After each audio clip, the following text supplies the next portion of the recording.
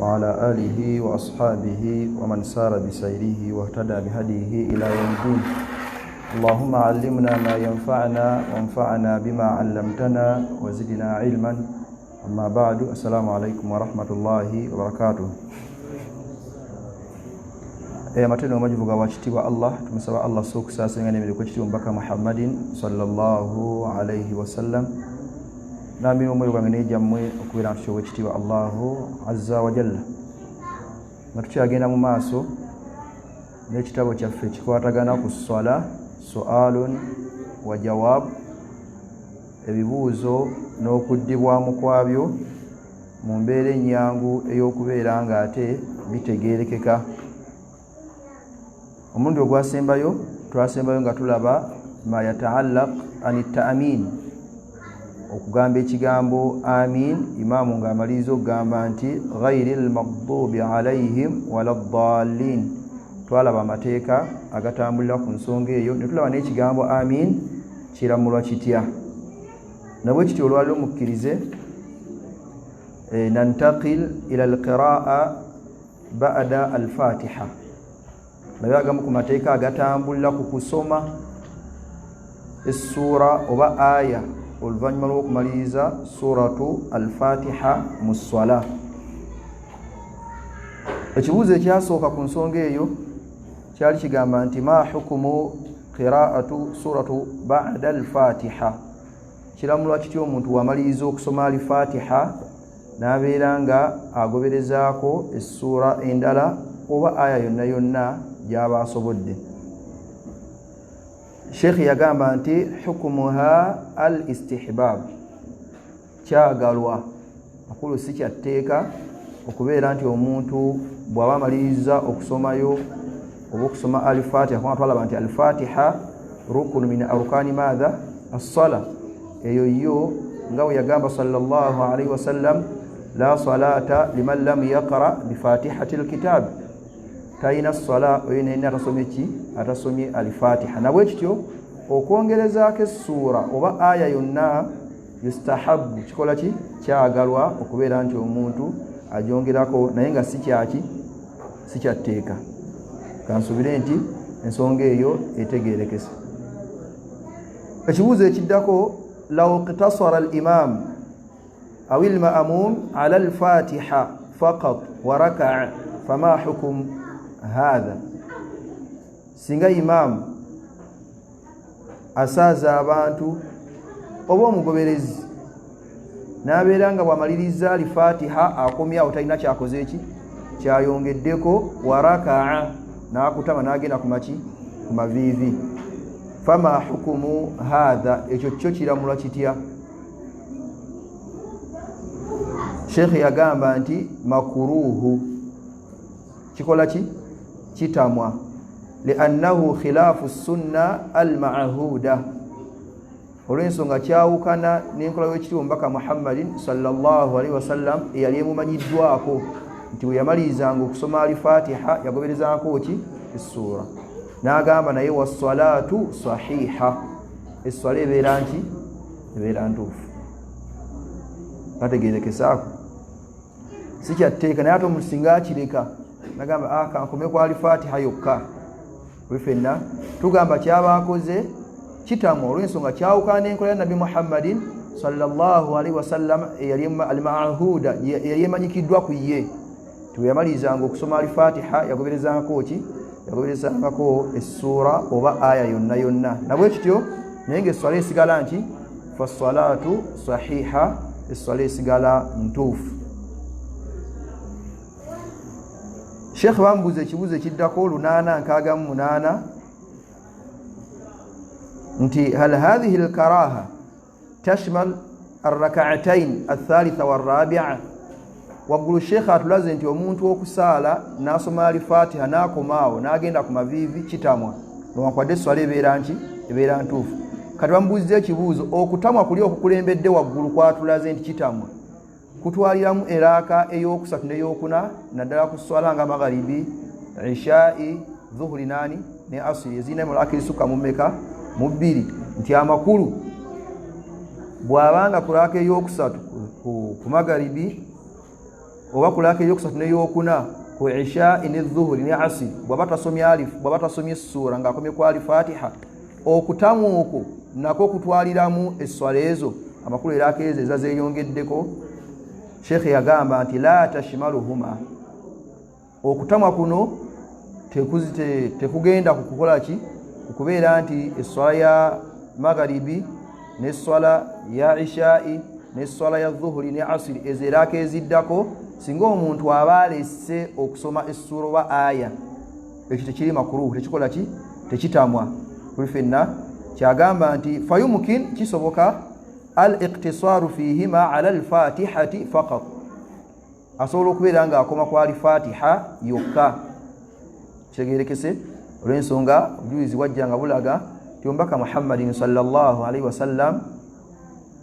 ebimu ku biseera naddala eraka ezo ezeeyongerako ey'okusatu n'eyokuna wala amanya batulaga nti yasomanga aya naye zaabeeranga nnyimpi kuli fenna abamu ne bagamba nti teyasoma kitegeerekese ekyo so ne zibeera nga hadithi zirowooza mirundi emeka ebiri nga bagamba nti okusoma essuura baada al-Fatiha kitwaliramu esswala yonna amakulu nebanga yalaaka nnyo oba ssatu nezina ey'okusatu n'eyokuna olina okukola ki olina okusoma banyamu ne bagamba nti nedda omubaka Muhammadin sallallahu alaihi wasallam tiyakola ki teyasomanga kitegeerekese ekyo nawe kityo naye sheekh wano ye yatuwandikira ekitabo kino yagamba nti omuntu kweza eraka ezeeyongeramu amakulu ezeeyongera ku bbiri tuli fenna ne wabanga akomye ku al-Fatiha kimukola ki kimumalira kuli okutamwa tekuyingiramu wabula ate kinayongedde okulaba nti ate ku sswala ya dhuhuri y'omubaka yasomanga nakola ki yasoma ku raka ey'okusatu n'eyokuna amma eya asiri ne isha ne magharibi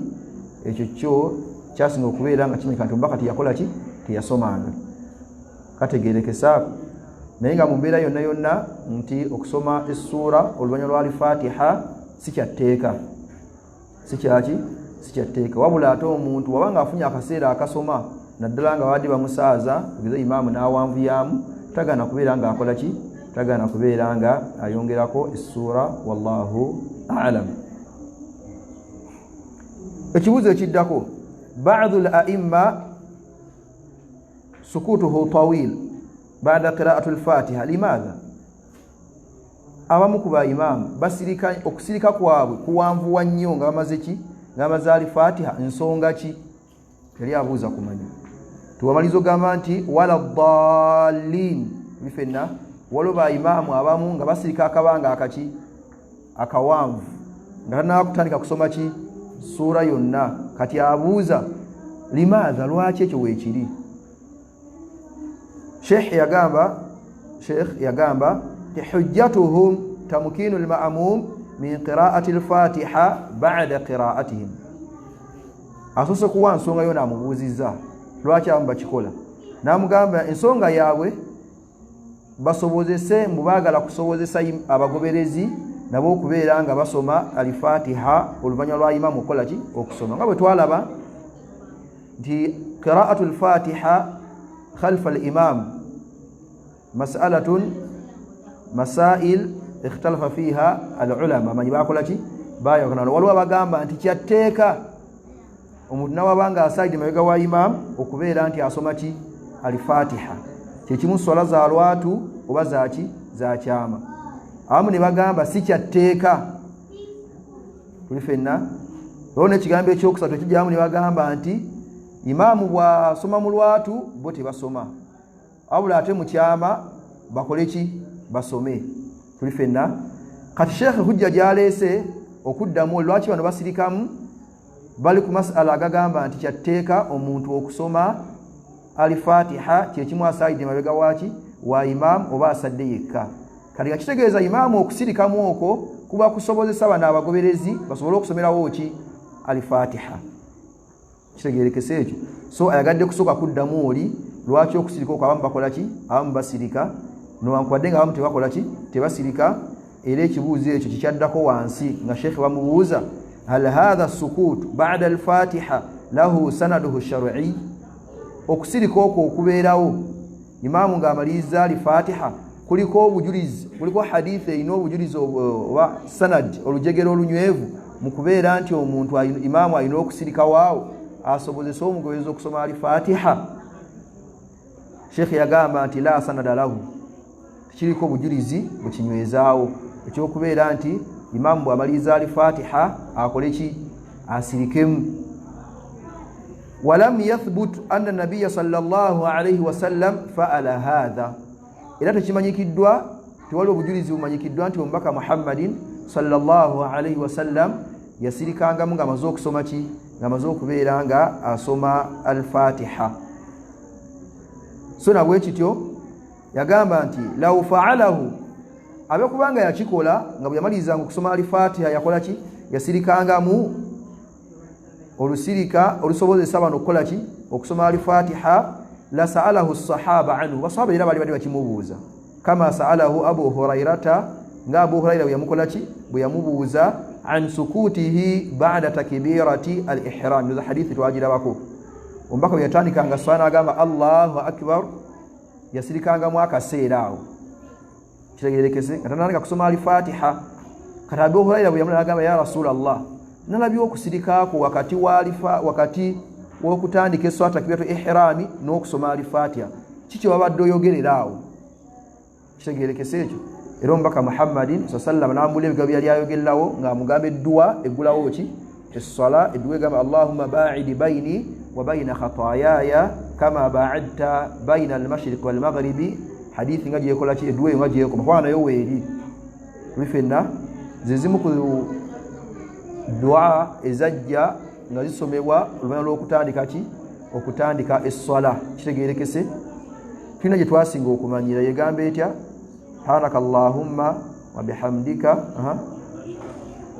bwetyo weeri, wa tabaraka ismuka wa ta'ala jadduka wa la ilaha ghayruka. Yasinga okubeera nga eyatiikirira bifenna. Naye nga Abu Huraira bwe yabuuza Nabbi, twalabye okusirikaako baina takbiri wal qiraa, wakati wa takbiratu ihrami n'okusoma ki? Al-Fatiha. Wabadde oyogererawo ki? Kati Sheikh kyagamba nti kibe kubanga ne Nabbi bwe yamalizanga al-Fatiha yasirikanga mwaka abanga akawerako okusobozesa bano abalala okusoma al-Fatiha, era abasahaba baali mubuuzizza n'ababulira lwaki akakoze eki? Akalesseewo. Naye nga gye bataamubuuza tekaliko bujulizi bukola ki? Bukanywezaawo. Era nyina ekibuuzo kyendabyeko nga bakibuuza Sheikh, ng'oli agamba nti abamu bagamba nti imaamu kyaba akoze kiri haramu, era imaamu abamusobya okubeera ng'akoze eki? Ng'asiriseemu. Sheikh n'abaddamu n'agamba nti ekituufu teri bujulizi wajja nga bunywezaawo kusirika okwo. Tuli fenna naye amanya abamu bagamba nti omuntu abamu bagamba nti yali badde asirikamu wakati waki? W'okusoma okubeera nga tanaba kusoma ssuura. Nagamba bwe kityo ebansobye okugamba imaamu oli nti kyakoze kiri haramu, kiri haramu era musobya, olw'ensonga waliwo abamanyi hunaka ba'du al-ulama abalaba nti olusiriko olulina okukola ki? Lulina okubeerawo. Kitegerekese. Naye nga lubeerawo tekitta swala. Kikola ki? Tekitta swala. Bw'abanga imaamu alutaddewo someramu al-Fatiha. Kitegerekese. Naye nga kisobola gamba nti kiri haramu. Manyi bw'oyogera ekigambo haramu kizitowa. Kitegerekese. So mu fiqh olina okwegendereza ebigambo oba obikozesa. Bw'ogamba nti haramun kina kikikola ki? Kikitegeeza. Kategerekese ako. Naam. Hal sukutu ba'da al-Fatiha yasir? Kati babuuza ekibuuzo ekiddako, okusirika okwo okubeerawo wakati wa al-Fatiha kubeera kutonotono? Sheikh yagamba na'am, yagamba nti ye ba'dahu saktatun yasira, wabeerawo okusirika okubeerawo okutonotono. Naye agenda kuwa ensonga okusirika okwo kwa mugaso ki? Kye baba bamubuuza nti ma faidatu sukuti ba'da al-Fatiha, mugaso ki oguli mu kusirika oluvannyuma lwaki? Lwa al-Fatiha. Sheikh aleeta ensonga eyasooka yagamba nti liyataradda ila al-imam an-nafas, imam asobola okufunamu kumukka okussa kuli fenna ghayri al-maghdubi alayhim wala ad-dallin, amin, asikemu kumukka. Kitegerekese. So si kubeera nti deyane wala ad-dallin mba mukyayoga n'okugamba nti amin nga yatandise dde okukola ki? Okusoma.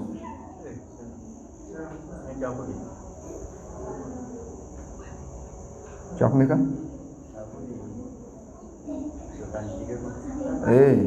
Tekina buzibu. Zimu ku nsonga ze yaleeta kitegerekese okusuza imaamu okussa okufuna ku mukka ogwo tuli ffenna. N'aleeta ensonga ey'okubiri kati ebadde esooka attamyiizu baina alqiraati almafruuda walqiraati almustahabba, okusobola okwawula wakati w'okusoma okw'etteeka kwe kwaki okwali fatiha walqiraatu almustahabba n'okusoma okwagalwa kwe kuliwa okw'essuura. Sheikh agezaho okuleeta okusirika okwo okubeerawo okutonotono bangazaga nti wala ddaalliin migaso ki ezikola ki kitaga kino kyawukanawo ku kiri ekikulembedde kiri kibaddewo nti abamu basirika kusobozesa ono okukola ki kusoma alifatiha kuli ffenna kyetugambye nti tekiriko obujulizi bukinywezaawo nti nabbi yasirikanga wabula ng'ate era oluvannyuma lwa alifatiha waliwo okusirika okubeerawo kutono Katonda kyadaabuuza nti okwo kw'okusirika kwa mugaso ki kitegeerekese. Sheikh kamulaze ensonga omuli okubeera nti sobose imaamu okufuna ku mukka okusika omukka ng'agenda okutandika okusoma. Ensonga ey'okubiri okwawula wakati w'okusoma okw'etteeka okwali fatiha kubanga yo yaki yatteeka then abeere ng'ayigira mu kusoma okwa sunna. Sheikh yaleeta ensonga endala li ajiri an yashraa al-ma'muum bilqiraa'a nakyakikomezaawo naye kisobola n'okuyambako omugoberezi okusobola okuba naye asomerawo ki al-fatiha kubanga Sheikh yikyaka ali ku masala agabagamba nti okusoma al-fatiha kyatteeka kuli ffenna mu swala kyekimusaayidi mabega wa imaamu oba osadde ki kitegeeza nti akaseera ako nako oli asobola okukola ki asobola okusomeramu kubanga twala ebimu ku bigambo by'abamanyi nga batulaga nti abagamba obw'etteeka bw'okusoma kati nsomerewa al-fatiha ngisomerewa tuli ffenna abamu ne bagamba nti asomere baina sakitaati al-imaamu okusirika kwa imaamu okwasirikamu okusirika kulina kwa mirundi ebiri waliwo ogamba nti alhamdulillahi rabbil alamin awo wasirikamu naawe okole ki osome alhamdu asome aye arrahmani rrahim naawe okole ki ne babuuza waatasiriseemu n'asoma lumu abamu ne bagamba bw'amaliriza okusoma al-fatiha nga tanayingira mu ssuura naawe osobola okusoma ne bagamba nti nawe aba atandise okusoma essuura okkirizibwa okusoma ki al-fatiha ne babuuza ate bw'aba tasirikiddeemu ddala n'agamba nti somera mu mutima gwo naye nga al-fatiha kigambo kya Abii Hurayra somera mu mutima gwo naye nga al-fatiha ogikoze eki ogisomye. Ensonga ey'okuna yagamba nti rubbama la yakun qad a'adda suratan yaqra'u biha ba'da al-fatiha imaamu asobola okuba nga abadde talinawo ssuula eri kumpi awo gy'agenda kusoma buli ffenna ng'okusirikamuuko okwo anoonya ssuula oba aya gy'agenda okukola ki gy'agenda okusoma kitegeerekese ekyo.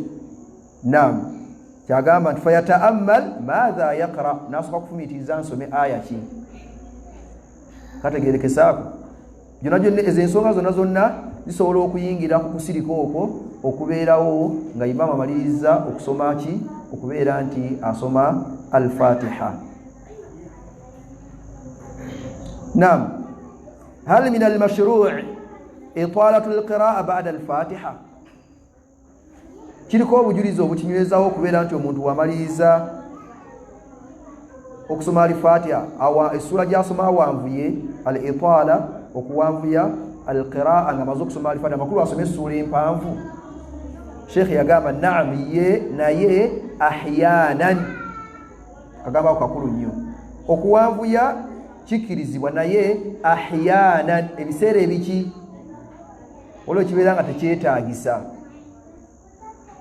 oba n'okusinziira essula ezimu tugenda okulaba wano mu maaso waliwo okusisuula okusinziira ku swala ezimu waliwo esswala ezimu nga nabbi yakola ki yawanvuyangamu ate ezimu n'akola ki n'atawanvuya kitegeerekese nojuna ddala ku swala y'amagalibi omubaka yakendeezanga nnyo okusoma baada al-fatiha ate naye hadithi ginalabye nga balaga olumu waliwo ate yawanvuyamu ku magalibi n'asoma suratu mu rusalaati mugimanyi ate empanvuwanvumukko kitegeerekese.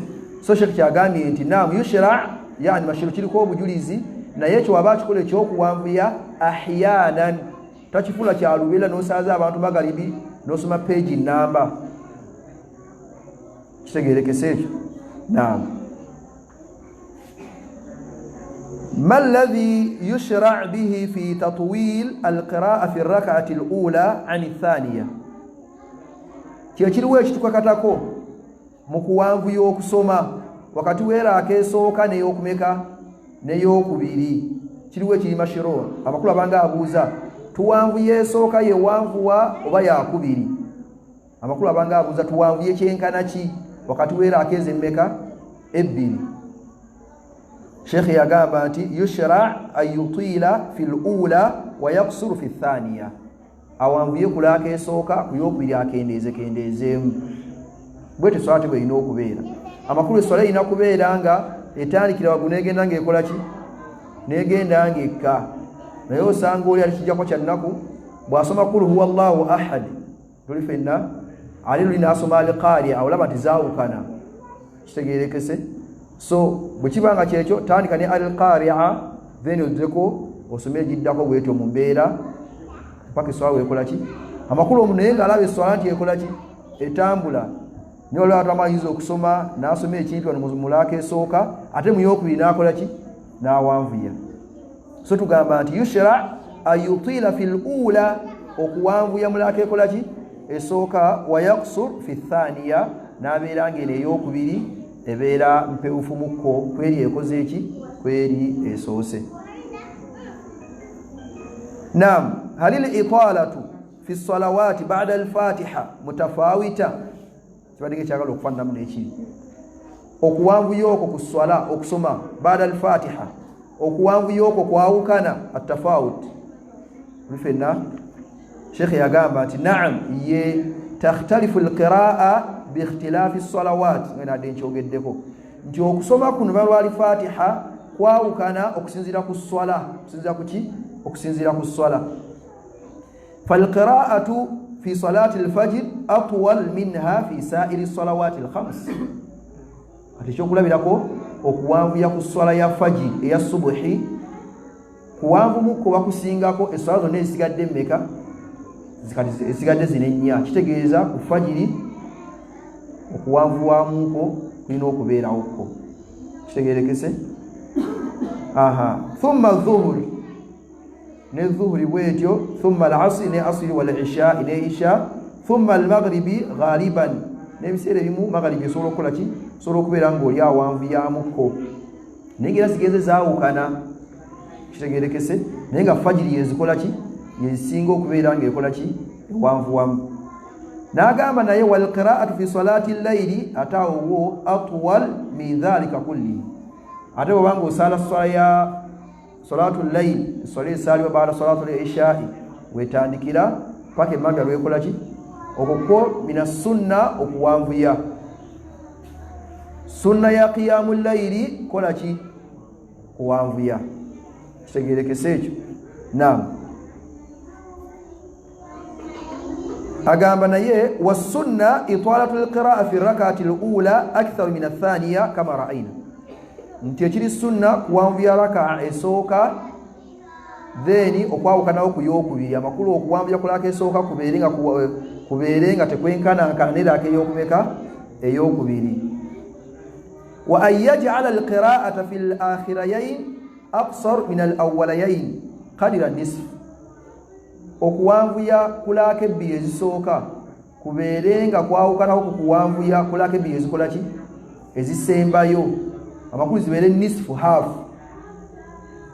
kyagambye nti kadira nisfu ekigere kyenkanankana half amakulu bwe zibanga ziri atiisi zaadde zalakanga dakiika nga 5 kitegeerekese kitegeeza wano kati kikendeeza dakiika nga mmeka nga 2 kitundu oba 3 kitegeerekese ekyo naam eyo ye sunna y'okuwanvuya mu swala ezo ekibuzo kizira kirala idha kana al-musalli bwabeera nga omusaaze la ya'rifu al-lughata al-arabiyya tamanyi lulimi luki lwarabu wala yastati an-nutqa biha n'okulwatula nga takola ki famadha yasna' akole ki kibuzo mukiwulidde omusaaze olwarabu talukola ki talumanyi kati abuuza n'okulwatula tasobola kulwatula akole kyoyo. Sheikh yagamba nti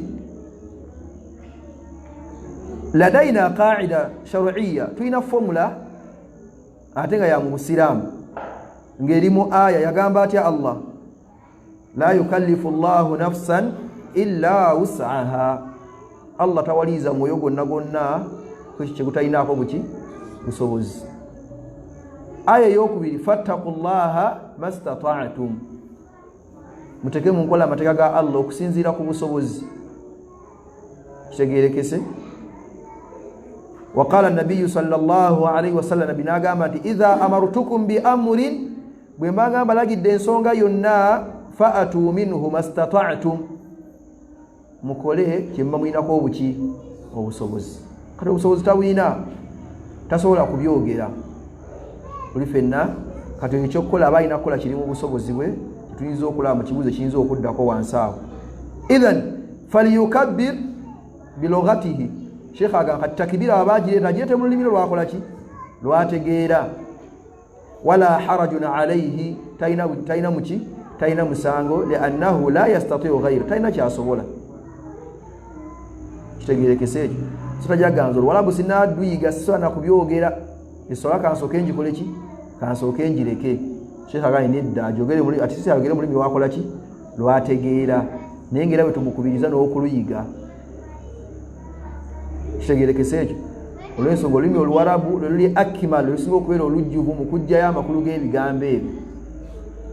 Kubanga twagana naffe naye ogamba sobola kugiteeka mu Luganda, oyinza ogenda okola naye nga by'osoma tebikola ki, ng'olaba tebivaayo bulungi, buli omu ajja kwogera bibye. N'olaba shariya yaffe ey'Obusiraamu nti ffenna atera ku level y'emu, oba oli mu China oba oli ki, ffenna tugambe Allahu akbar. Kitegeerekese. Amakulu ekyo kyekisinga okubeera nga kijjayo amakulu Allah ge yagendereramu. Gani omuntu okubeera nga tuggulawo omulyango Omuswayiri ayogere mu Luswayiri Allahu akbar ng'ekyo kitegeeza, n'Omuganda naye agambe nti Allah munene, n'Omusoga naye ayogere kyayogera. Tuli ffenna kitegeerekese ekyo. Naye nga wekiba nga kituufu nga tasobola ayogerere mu lulimi lwe naye nga asadde, naye nga akoze eki, nga asadde. Kashekhe ne bamubuuza nti man kana bimaqdur qawlu al-ad'iya fahal hunaka min du'a'i yasuddu an qira'ati al-Fatiha liman ajaza an hifdhiha. Singa omuntu aba alina obusobozi okuba nga alinayo edduwa ze yakola ki, ze yakwata, buli ffenna alinayo edduwa yonna gy'asobola okusoma n'emusobozesa okubeera nga egattawo wali bw'abanga tannabakwata al-Fatiha. Buli ffenna alinayo edduwa ye gy'akola ki, naye nga al-Fatiha ye ekyakoze eki, ekyagaanye. Kibuuzo bwe kitegedde, alinayo edduwa gy'asobola okwekwatako, buli ffenna n'abeera nga agisoma olw'okwata n'abakwata ki, al-Fatiha. Sheikh yatandika nakuleeta hadith an Abdillahi ibn Ubay Awfi radiyallahu anhu qala an Abdillahi ibn Abi Awf radiyallahu anhu qala, sahabu yatugamba nti jaa rajulun ila an-nabi sallallahu alayhi wa sallam, yajja omusajja wani ombaka Muhammadin sallallahu alayhi wa sallam, faqala agamba inni la astati'u an akhudha shay'an min al-Qur'an, sina kyesobola kukwata muki, mu Qur'an. Fa'allimni ma yajziyani, njigiriza ekisobola okummalira engeri sinakwata mu Qur'an, mbulira ekisobola okunyambako ne kimmalira amakulu fu ky'okusoma Qur'an n'ensomamu ebigambo ebyo. Faqala, mpaka kyava mugamba nti qul, gamba subhanallah walhamdulillah wala ilaha illa allahu wallahu akbar wala hawla wala quwwata illa billah. Nawe wiwulidde koya talina kyalinawo muki, mu Qur'an. Omusajja kyava mugamba nti hadha lillah, ebyo bya Allah, kati mbiwulidde ebyo birimu Allah, kati nze famali ebyange byebirwa kwa kati mbiwulidde subhanallah walhamdulillah wala ilaha illa Allah wallahu akbar wala hawla wala quwwata illa, namugamba nti hadha lillah, byani bya Allah. Famali kali yange bilwangala batalina wayingiriramu ye kitegerekese kyava mugamba taqulu Allahumma ighfir li ay Allah nkolaki sonyiwa warhamni ero nsasire warzuqni ero ngabirire wahdini onnungamye waafini mpeno obulamu obulungi al-afiya ntase ebizibu fa al-afiya ضد البلاء kibaita afiya kyenyume kyebizibu. Rawahu Abu Dawud, hadithi ya Abu Dawud. Mulabye okufayo kw'abasajja bafangayo nnyo okulaba nti tebalekebwa bbali naye ndo zambe kubeera nze obagwe waga ekyo kyampadde kimala kale agenda okulaba ye taliimu subhanaka Allahumma subhanallah walhamdulillah wala ilaha illa Allah wallahu akbar wala hawla wala quwwata illa billah ndo okulla nga teyewuliramu talina wayingiddemu gamba nti hadha lillah yondude bya Allah kati yeyo makulu ndi mukusuutani Allah famali kale kyange kyekiriwa kyava mugamba nti Allahumma ighfir li kadawula ay Allah nsaba onsonyiwe ngawulla akingira mu butereevu kitegerekese ekyo. So bwekyo kifaanana bitiibwa naye nga tukubiriza bantu kubeera nti bagezeko basobola okubeera nti Qur'an bagikola ki bajiga mu mbeera yonna teriiko myaka tonnaba kukeerewa osobola nga bw'osobola okukwatira oba osobola okukwata n'ezina eddwa n'ebiri bikola ki bisoboka jasi kufuna akuyambako n'akolako obwangu obukola ki obulimu oba oliawo mu mbeera efaanana bwetyo. Batusooke tubasooke bazini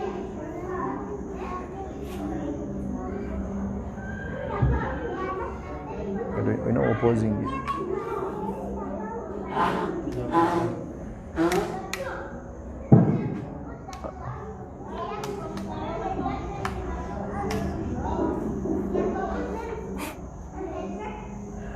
Allahu Akbar,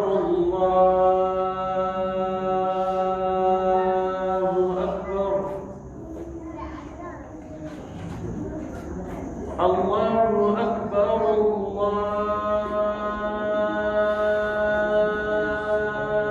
Allahu Akbar. Ashhadu an la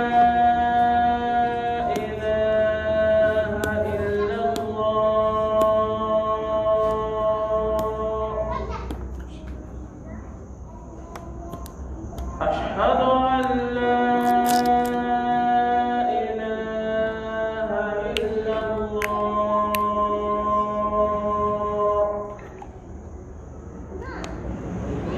أشهد أن محمدا رسول الله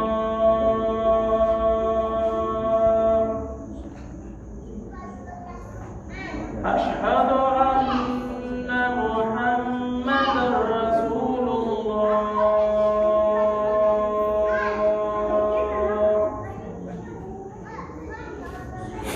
حي على الصلاة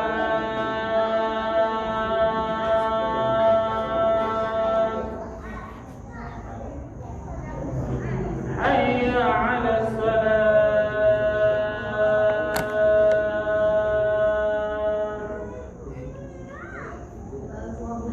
حي على الفلاح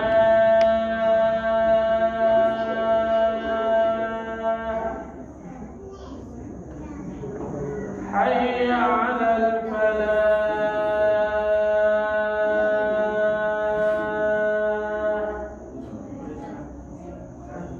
الله أكبر، الله أكبر. لا إله إلا الله.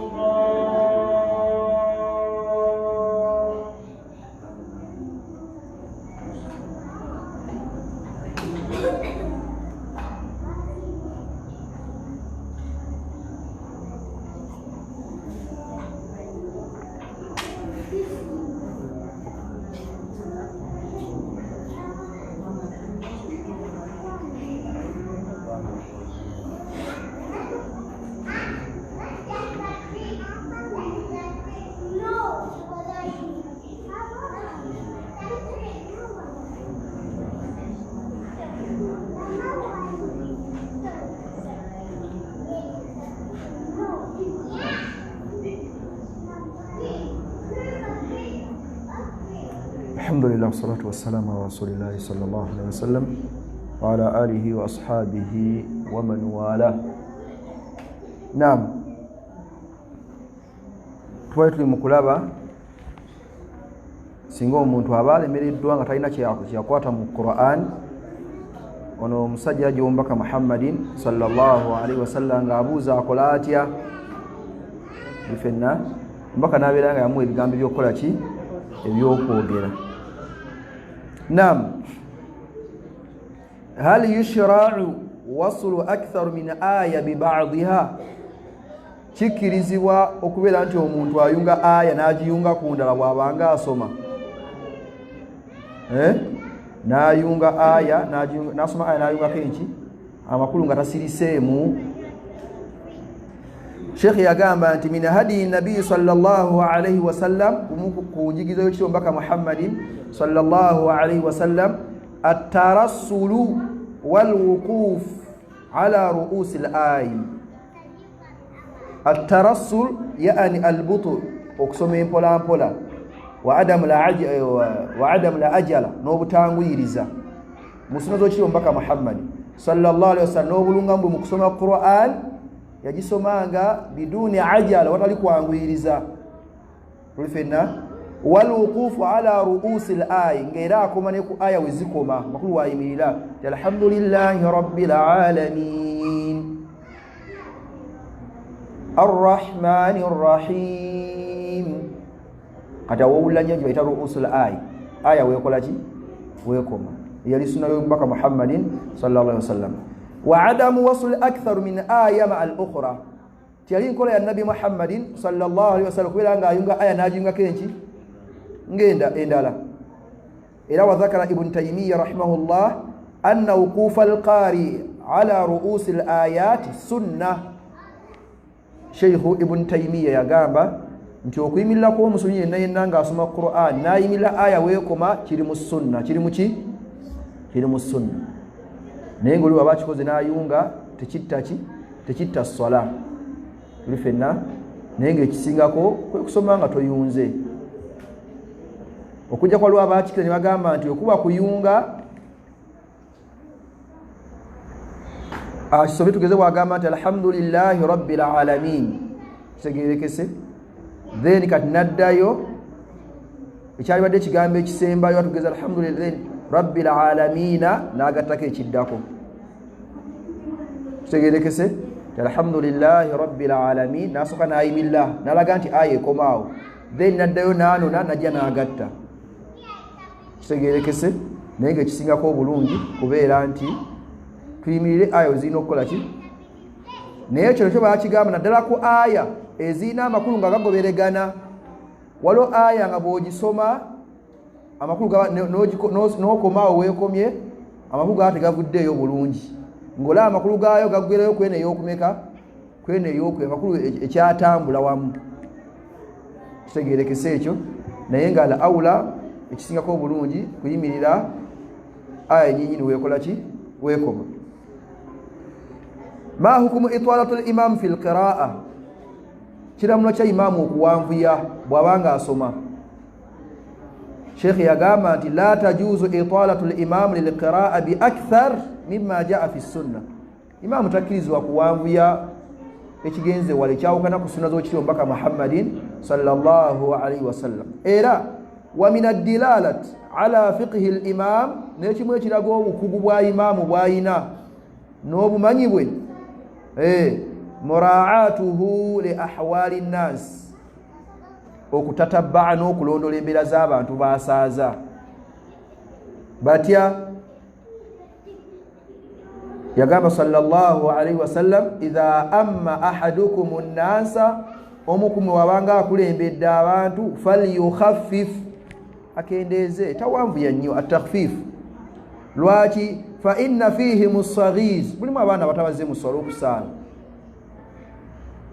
wal kabir, waliwo n'abakuze mu myaka, wad-da'if, mulimu abanafunafu, wal marid, mulimu n'abalwadde bifenna. Naye fa idha salla wahdahu falyasul kaifa yasha oba kaifa sha, bw'oba osadde wekka n'owogisaala mpaka ku kya teri akulinako buzibu bifenna. amma okusaaza abantu n'osoma n'owanvu yamba onoonya parking okola ki ne bayimira ne babikoowa n'obbikoowa tugamba ekyo si kya buvunaanyizibwa. Kitegeerekese ekyo olina okumanya nti mu boosaaza baba n'ensonga zaabwe ez'enjawulo. Kitegeerekese ekyo olw'okuba gwe owulira omuzindalo gukunyumidde ne byosoma owulira bikunyumira alhamdulillah n'owanvu yabanno tugamba nti min fiqhi al-imam kimu kukiraga obukugu bwa imaamu bwayina. Kitegeerekese ekyo kubeera nti muraat ahwali al-musallin afaayo nnyo ku mbeera zaabo baasaaza. Olwaganyika ngende ensala ejja bayinza okuba omusajja tumulwadde alina kamuguli n'ava n'atondoka n'agula okuwanvuye ennyo. Kitegeerekese ekyo naye tekirina buzibu nti oyinza okuba badde ayimiridde nabyo tukikooneko n'awula embeera nga tali bulungi okkirizibwa okukkakkana okkirizibwa okukola ki mukategedde ako si kwewalira n'ogaa kansigaleyo kangumiikirize yinza okuva waggulu n'ogwa n'okola ki obuzibu ne bulabika. So ngayinza okuba tugeza wadde mulwadde n'awuliramu amaanyi agayimirira naye ageza okuwulira nga takyasobola kukola ki malako kakkana mpola mpola osaale ng'okoze ki ng'otudde. Olw'ensonga inna hatha ddiini yusir, ddiini y'obusiraamu nyangu. Wala yushadda ahadun addiini illa ghalaba, teri asobola kwekalubiza ddiini okuggyako nga bizibu ebijja okujjira. Kitegeerekese olaba oyinza okufiirawo mu ssala n'ofuuka ekikeme eri abantu ensala zaawo zantaba gundi yava mu swala n'agwa lwakuwanvuya. Kitegeerekese so imaamu ategeddwa okubeera nga yeegenda si kuwoomya muswafu nti agusoma bulungi nnyo ng'atunulidde embeera zaabo bakola ki baasaaza. Kitegeesa ebitiibwa ndaba nga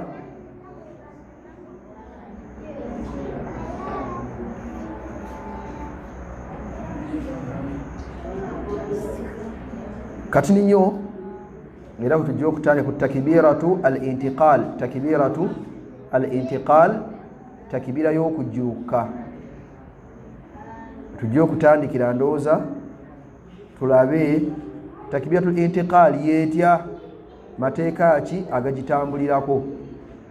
Kitegeerekese ekyo Sheikh yasengeka ekitabo kino ng'agenda akwata kapaati ku kapaati n'ebibuuzo ebisuubira okubeera nti omuntu abyebuuza. Kitegeerekese era kati wali tubadde ku kusoma baada al-Fatiha tuli fenna kati tugenda genda ku takbiratu al-intiqal. Takbira y'okukola ki y'okujjulukuka ezo tusoma ezitujja ku kiyungu ezitwa ku kiyungu ekiki ekirala n'amateeka agazitambulirako bi'awnihi tabaraka wa ta'ala. Naye ng'ekitabo kyaffe kikyalina ebibuuzo ebiwererako ddala akyalimu ebibuuzo ebiri mu kasanvu mu lusanvu mu nsanvu n'ebisobamu byonna biri ku swala era tuzze tutambula bi'awnihi tabaraka wa ta'ala. Suubira nti nena tuyingidde mu Ramadan ennaku zino ziri 19 si 19 tuyinza okusigala nga tukyasisinkana ku budde obwa baada zuhuri insha Allah. Abaana basobodde okubeera bajja kuganyulwa tulabe tusobole okubeera nga tutambula insha Allah kubanga abantu batera okutulako mu muzikiti baada zuhuri naddala mu mwezi gwaki gwa Ramadan tujja kubeera nga tugenda mu maaso insha Allah. Saba Allah tusobozese ekitabo kino tubeera tukimalako tujja kuganyulwamu nnyo. Olina bingi byeweebuuza nyina bye neebuuza naye ng'ate byonna Seka yagenda abituteera mu kifo kyawe bwe birina okukola ki bwe birina okujja kulaba tunaatuka ku rukuu ebyokutaba ku maviivi abireete ebyokusujuudu abireete tuli fenna biidhinihi tabaraka wa ta'ala. Naye nga tusaba wakitiibwa Allah abeere nga atuyambako mu kubeera nga tutuukiza ibaada ze ate abeere nga atusonyiwa obukendeevu kubanga zo ibaada tezibulamu ki tezibulamu bukendeevu wabula ekyenkubiriza nga nange kyekubiriza kyoba otegedde nti si kituufu kireke obeere nga okola ki obeere nga olongoosa. Subhanaka Allahumma wa bihamdik ashhadu an la ilaha illa anta astaghfiruka wa atubu ilaik. Assalamu alaikum wa rahmatullahi wa barakatuhu.